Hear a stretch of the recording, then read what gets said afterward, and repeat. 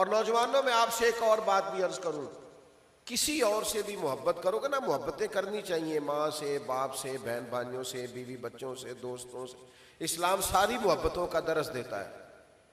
لیکن اور کوئی بھی محبوب بناؤ گے تو نقص نکل آئیں گے۔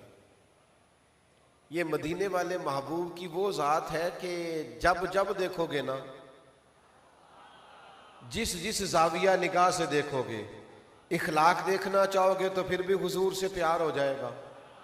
حسن دیکھنا چاہو گے تو پھر بھی پیار ہو جائے گا،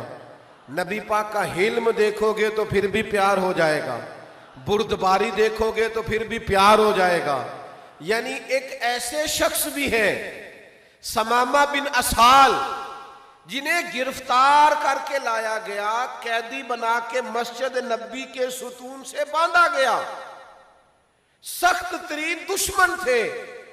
انہوں نے مسجد میں بندھے ہوئے ستون سے حضور کے جلوے دیکھے، بندھے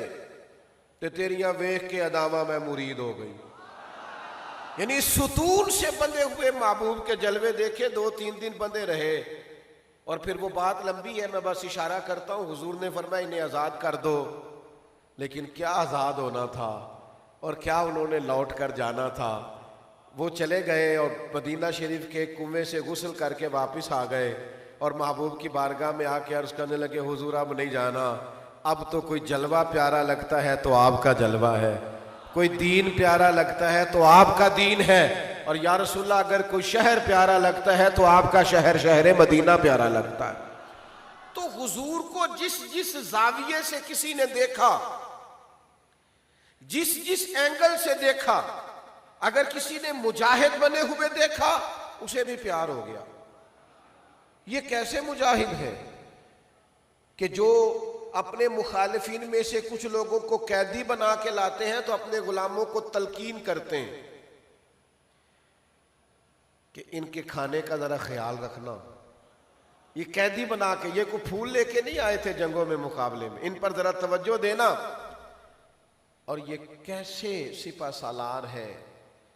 کہ ان کے وہ مخالف جنہوں نے 3 سال تک بائیکاٹ کیے رکھا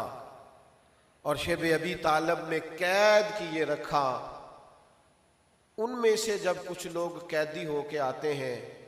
اور حضرت بلال ان کی رسیاں ذرا زور سے باندھتے ہیں اور وہ ہائے ہائے کرتے ہیں، تو محبوب رات کو اٹھ جاتے ہیں، فرماتے ہیں ان کی رسیاں ذرا ڈھیلی کر دو، یہ کراہتے ہیں تو مجھے نیند نہیں آتی۔ تم جس زاویے سے بھی دیکھو گے نا، جس زاویے سے تم میں سمجھ آ جائے گی کہ پیار کرنے کے، اتباع کرنے کے، عشق کرنے کے قابل اگر کوئی کامل ہستی ہے تو وہ مدینے والے محبوب کی ہستی ہے۔ کہیں نقص نظر نہیں آئے گا، کہیں کمزوری نظر نہیں آئے گی، تو بریلی کے امام بول کے کہتے ہیں وہ کمال حسن حضور ہے کہ گمان نقص جہاں نہیں، یہی پھول خار سے دور ہے، یہ وہ شمع ہے کہ دھواں نہیں، اور تیرے آگے ہیں یوں دبے لچے فصحا عرب کے بڑے بڑے، کوئی جان منہ میں زبان